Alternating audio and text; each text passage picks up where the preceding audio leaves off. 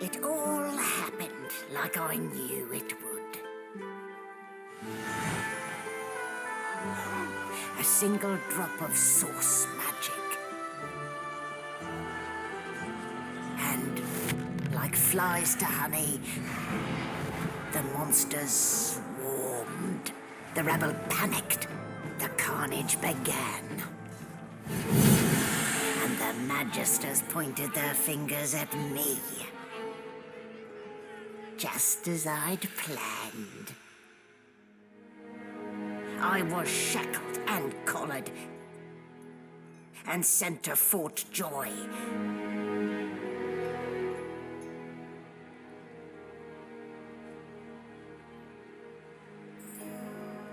I'd come here to kill Godwoken. But instead, I became part of their story.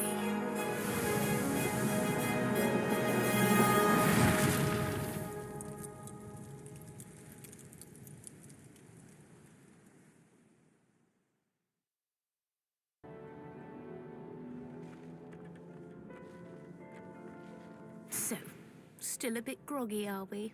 Don't worry, the sedative will wear off soon enough. Easy now, no need to hurry. Get your bearings and report to me upstairs.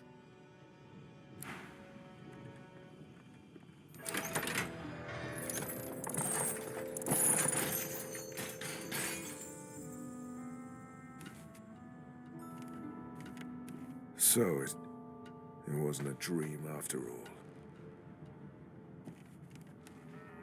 Not a very chatty fellow, are you? Oh, I don't even remember them strapping me down.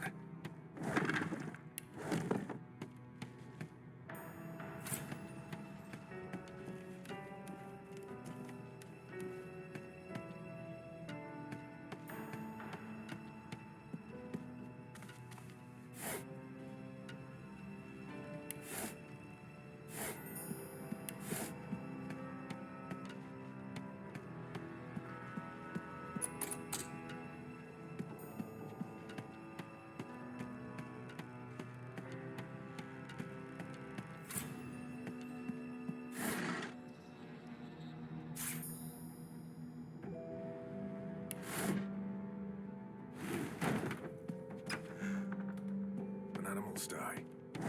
Afraid to or food. Shaking her fluffy coat, the sheep eyes you balefully, her rectangular eyes like letterboxes to the void. With one sharp hoof, she kicks you right in the shin. Fresh meat.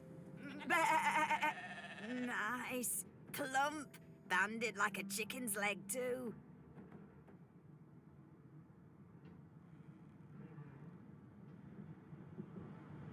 That may be so, but look at the flies. Ban wisdom. Flies know when a creature will die. And it's around your head they're buzzing, not mine. With two shakes of her stumpy tail, the sheep turns away from you to peruse her hay-filled manger.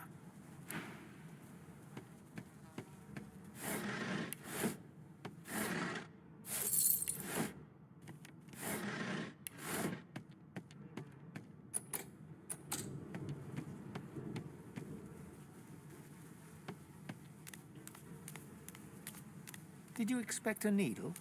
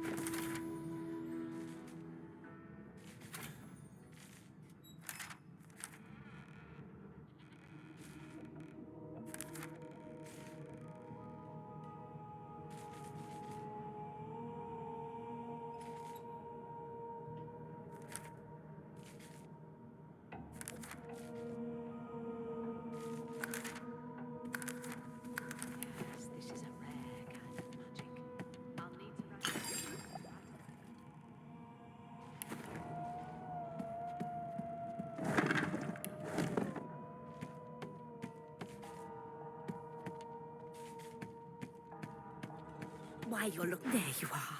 Not too tight, I hope. The collar, I mean. Oh, not to worry. Every dog has to get used to its leash. In the meantime, your next stop will be Magister William. All passengers have to be registered in the ship's manifest, and he's the chap in charge of the logs. You'll find him on the other side of this deck, in the officers' quarters.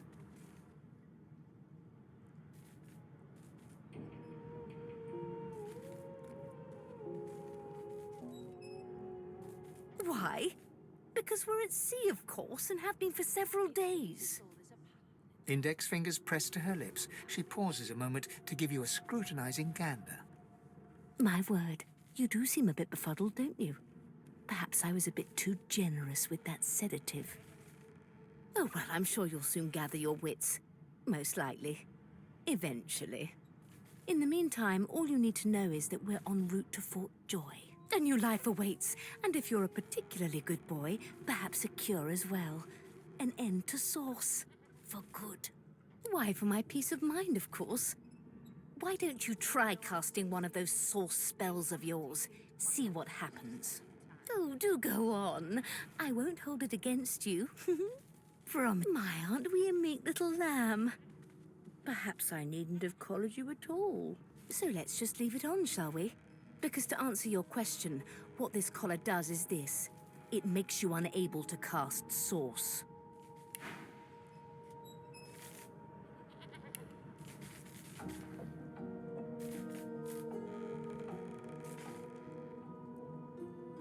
Yes, this is a rare kind of magic.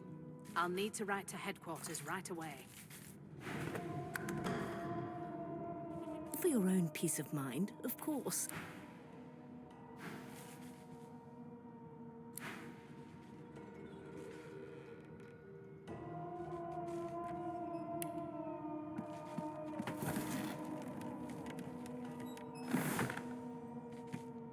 No lesions, no trauma.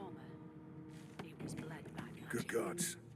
There's been a murder here. A young magister stands pale and silent. Her knuckles whiten around her weapon as you pass. Behind the magister, a bloodied mass lies in a heap. Gore and limbs lie at odd angles. You can't make out a face amid the mess. There's been a murder. A sorcerer was killed by one of your own. Lucky you were busy getting your collar fitted at the time, or you'd be a suspect like the rest of them. Waters is investigating. She'll figure out who did it. Always does. Aren't you enterprising? I'll let Waters tell you no herself. Go ahead. She with the body. Ugly sight, isn't it? Burns me up this happened under our protection. We're extremely lucky no Voidwalker followed the source that did this. Finn didn't see it like that. He was desperate for us to help him. Two things scared the living daylights out of him. His own shadow and his own source. We'll find out who did this. Speaking of, She looks up at you with a mirthless smile. I was on duty in your room when the murder happened. You were asleep the whole time. Didn't even stir.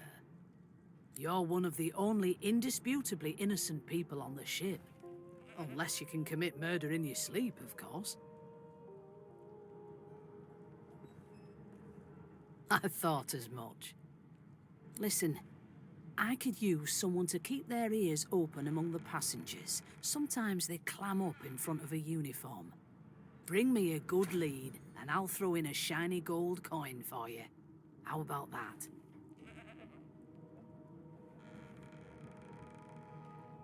Think about it. It's one of you who got killed, not one of us. We want to find who did it and bring them to justice. Who's your real enemy here? You let me know if you hear anything. Whoever did this is dangerous.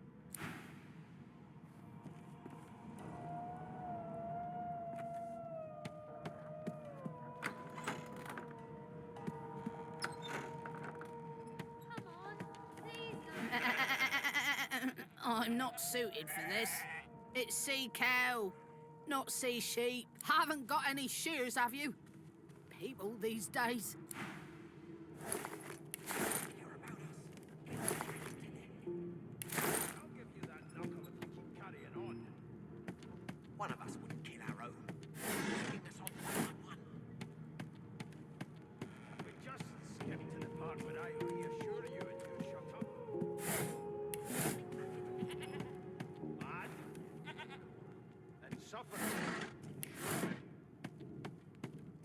What are you trying to hear anyway? Ah, there you are. Husband, would you please tell this very charming gaggle of not-at-all brat-like babes that I am by no accounts this loser woman, nor do I sing, in fact. I'm deathly allergical. How very correct you are, spouse of mine. Madame Josephine Gribbles de Peeb refuses to be confused with anyone else. What? What's so funny? Her pinched face cracks into a great grin, and she shoos the children away from her with a laugh. Yeah, okay, you found me out. Go on and git, and maybe I'll sing you something when I'm good and ready. She turns to you, dark-eyed and dirty-haired, and smiles flatly. Gotta keep ourselves entertained, haven't we?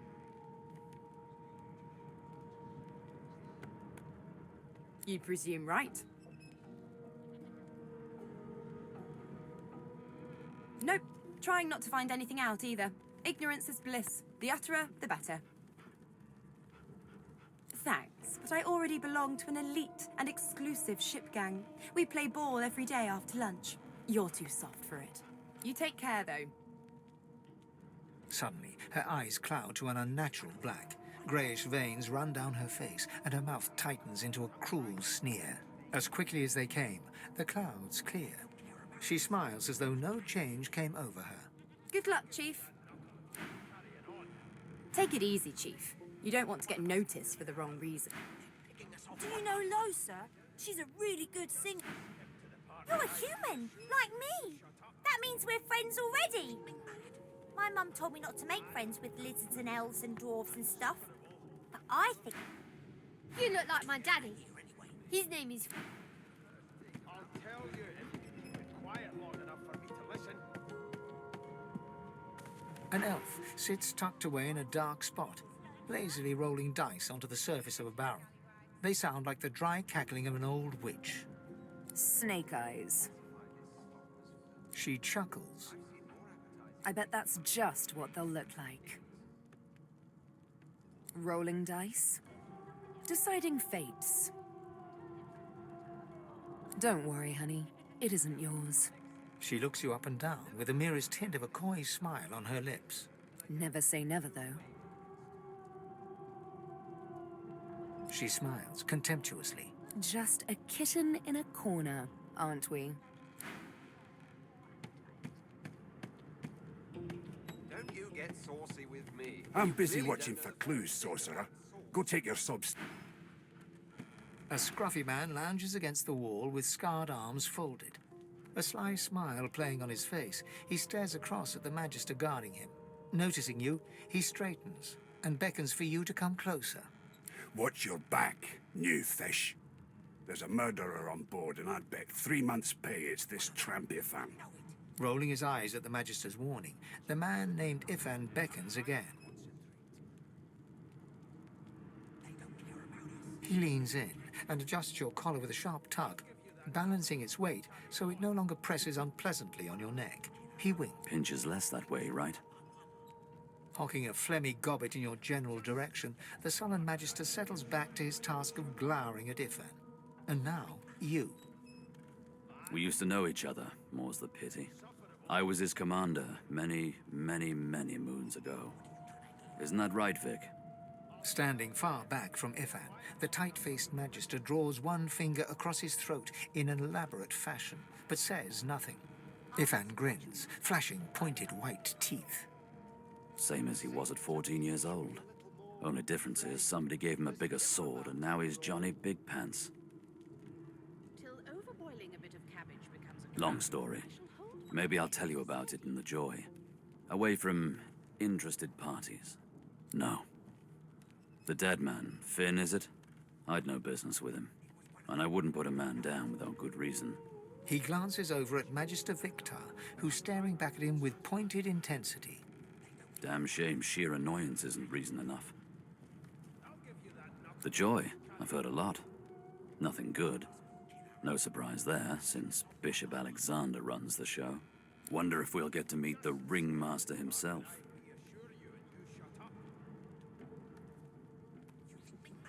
Easy now. I might think the same, but Vic here will blow a blood vessel if he hears you talking like that. What are you conspiring about over there? You! What's your name? Oh, don't mind him. Vic's just got a bee in his bonnet. And that bee is me. Name? Magister Victor looks at you suspiciously, then scrawls something illegible down in a tiny notebook. He scowls at you as he stows the notebook back in his voluminous robes. I'll find out. I always do. Now away with you, at once. Ifan performs an elaborate pantomime of keeping quiet, one finger in front of his lips as he leans back against the wall. Well, there has been a murder, Your Majesty. Maybe that has the Magisters more concerned than your appetite. Don't you get saucy with me when you clearly A don't know broad the dwarf first sits thing totally about upright on the bench, eyes closed, palms face up on his knees.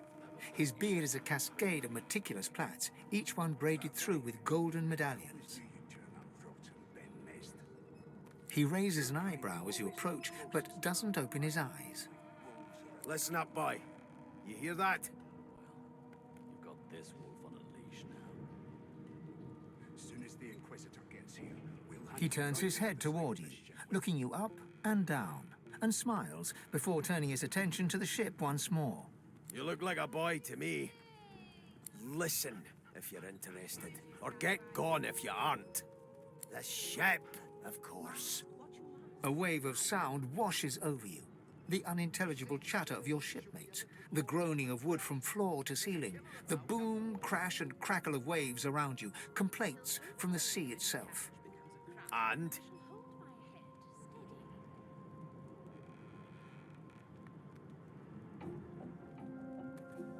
The fellow cocks his ear, listening.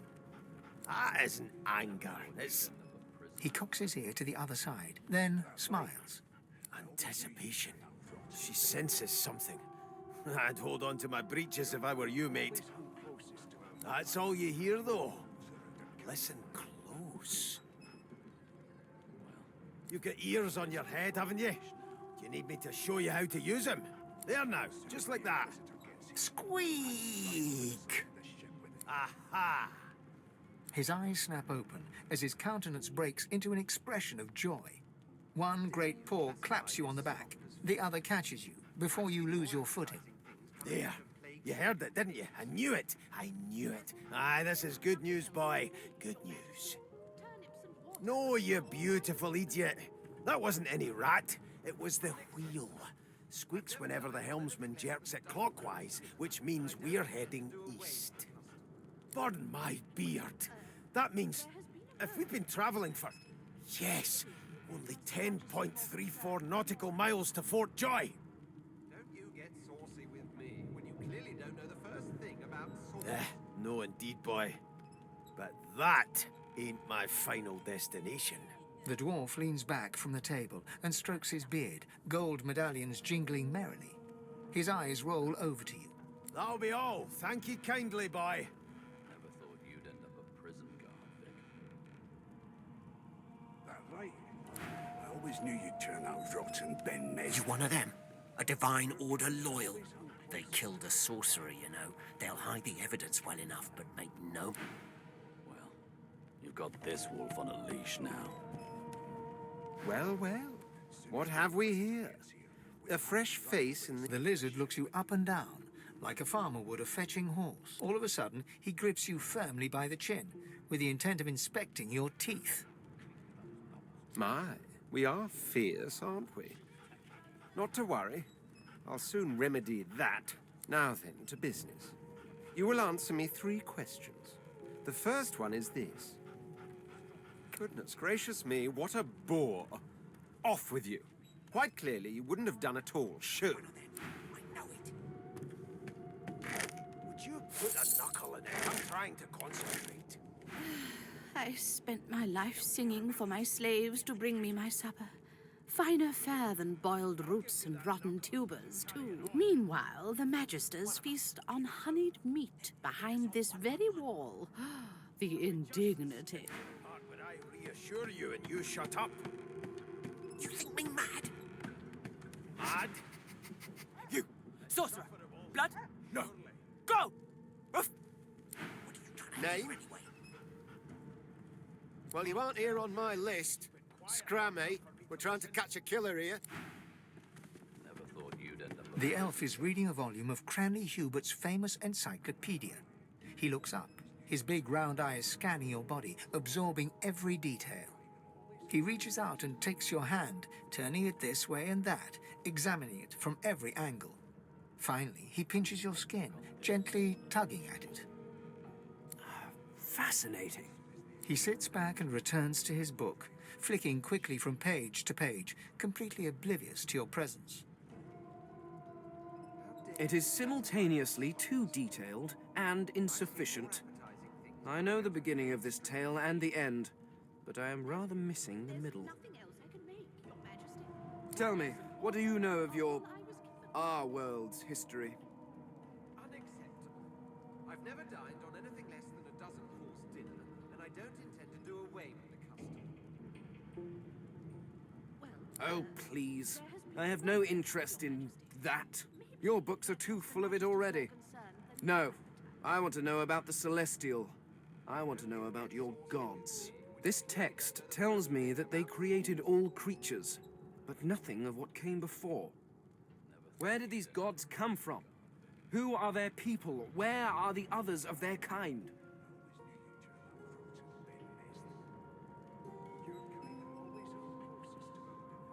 The elf's face freezes for just a second before he waves his hand dismissively. Oh, it's just one of my idle curiosities.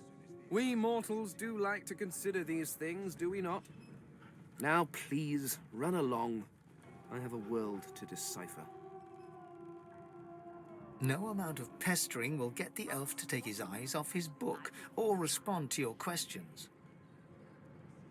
To me, you should be a little more afraid. Here There's to a killer- register, sir. Good, good.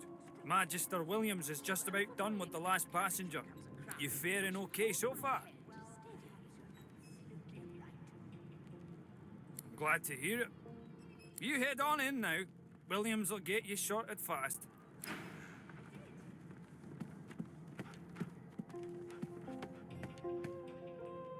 Standing at the center of the room, you spot a sorcerer haughtily eyeing a pair of nervous-looking magisters. They keep their crossbow trained upon her as she's being interrogated by an officer. So you admit it then? You murdered that poor fella? Yes, I did. But of course, that was only the beginning. She turns her head and looks you straight in the eye. There are others whose lives must end. Good God, the woman's mad. You there, sorcerer, go and fetch Magister Siwan. We need to do more than collar this maniac. We need to shackle her, hands and feet. It means your journey draws to a close. Do stick around for its finale, though, because...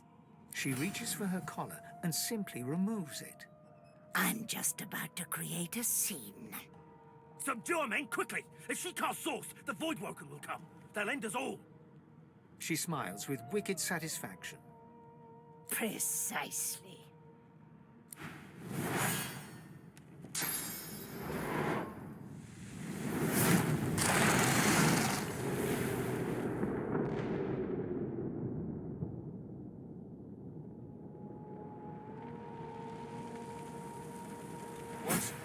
What's happened?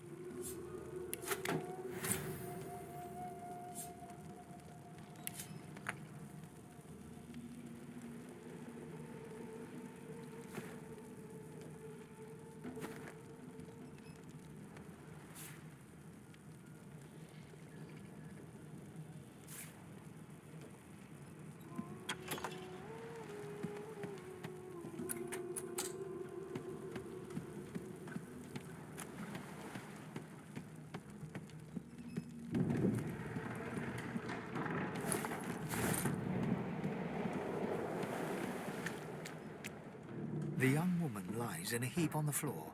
She's breathing normally, but her eyes are wide open, like those of a corpse. Dark, greyish-black clouds swirl through them. No.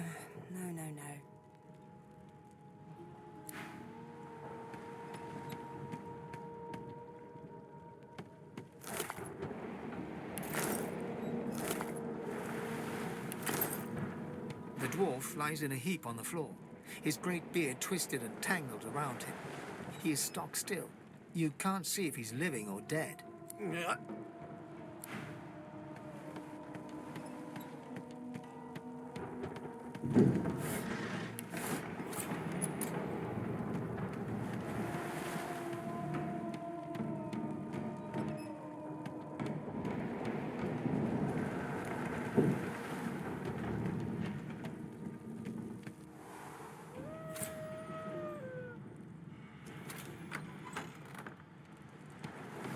The hound paws desperately at its snout. It winces as it draws blood from its wet, black nose and continues scratching. The dog notices you for the first time and snarls, the hairs on its back prickling as it lowers itself into a lunge. You sorcerer! It sneezes suddenly and paws at its nose once more.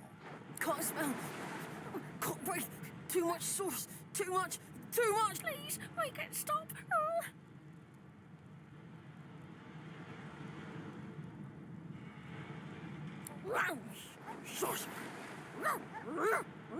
The dog whines and continues pawing.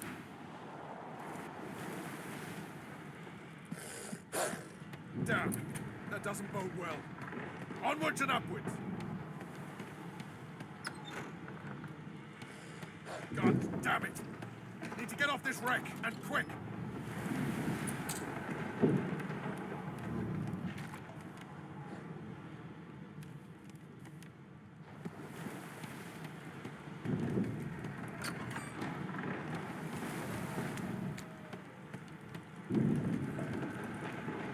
Not long before this thing snaps into splinters. Great gods! Something's pounding on the hull! The marking on the door was painted recently, judging from its pungent scent. You recognize the symbol immediately for what it is. A warning of death fog with you press your palm against the door to open it. The wood feels neither cold nor warm, but simply grey. The color drains from your hand, and you are left numb. It doesn't budge.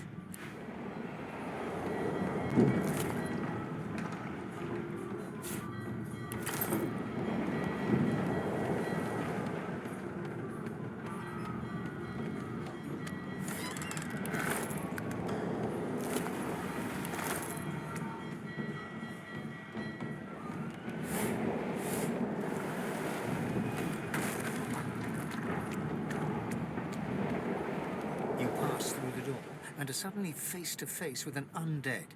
His skull is bizarrely angular, and a glorious jewel sits in the middle of his forehead.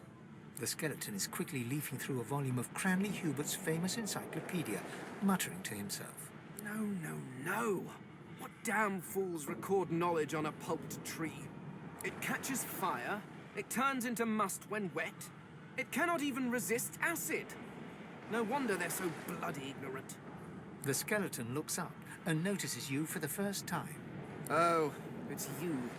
Shouldn't you be running and screaming or some such? The skeleton groans and looks back to his book, frantically flipping from page to page. Yes, indeed. It's the look of someone that wants to read the bloody book he's holding. Now, if you're really quite finished, I believe you have lifeboats to flee to.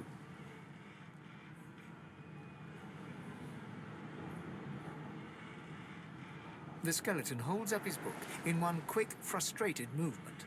I am trying to discover if there is anyone worth saving.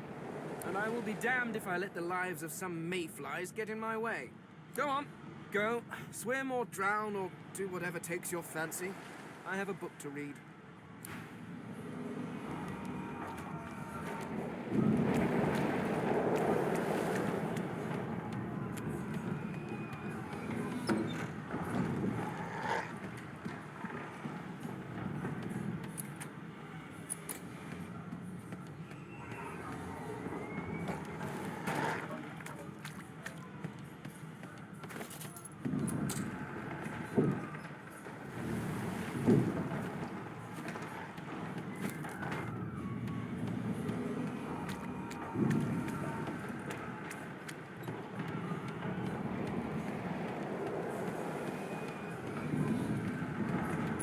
moment you touch the door, the door groans open, but an ashen...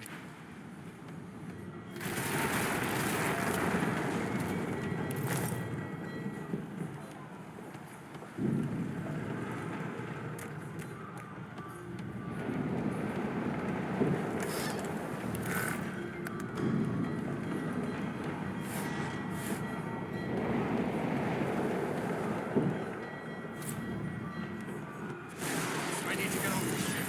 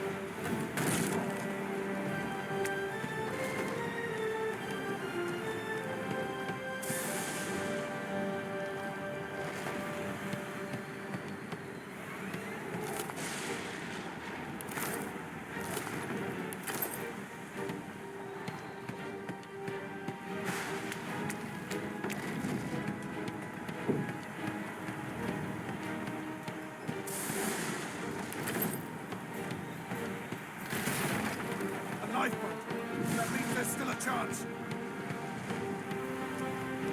Shut your trap, kid. Children and dwarfs first, just like the old stories say. The dwarf yanks at one of the nearby ropes to no avail. You said there were other people down there. We need to help them. You see those tentacles, kid? It's time for getting the hell out of here. Thank you, thank you, thank you! There's a ladder right over there. You can go straight down. You're gonna be the death of us, you hear?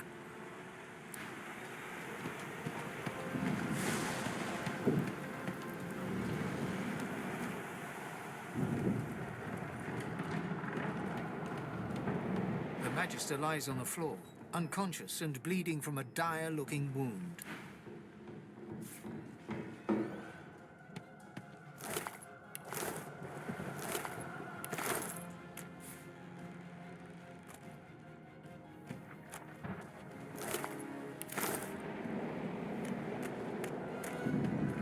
If you can walk, get yourself up the ladder. There's a... Wait! Void Woken!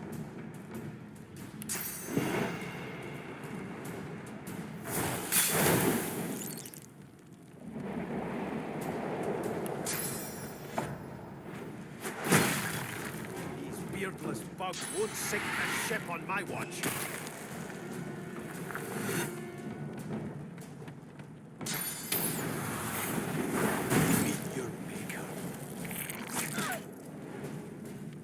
I thought Void Woken was supposed to be scary.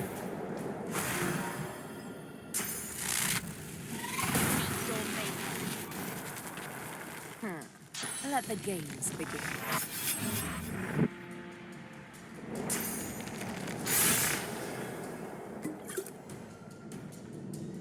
They who are about to triumph.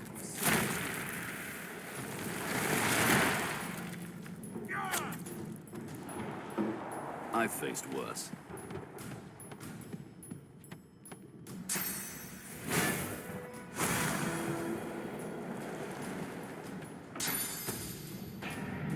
To the dark with you.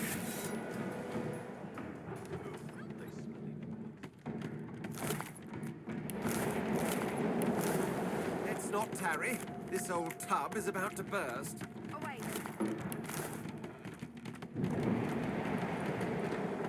I hear something. That's what you big mouthed. Sounds like she needs help. She tries to speak, but can only gape as she clutches her neck, trying to stem the bleeding of a gushing wound. With jagged movements, she raises her clenched fist and holds out a length of cloth, soaked with some kind of strong-smelling tincture.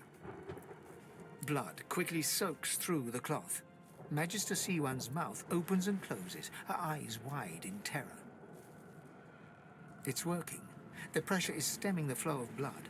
Siwan clutches your arm, her eyes locked with yours. Something within the ship snaps. The floorboards shudder.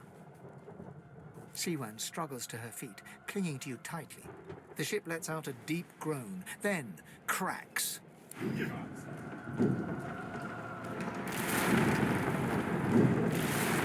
Ripping the ship apart!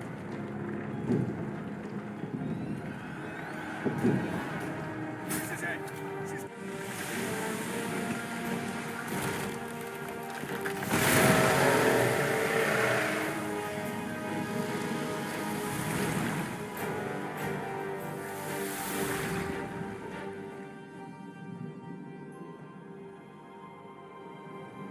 I have plans for you, child. Rise.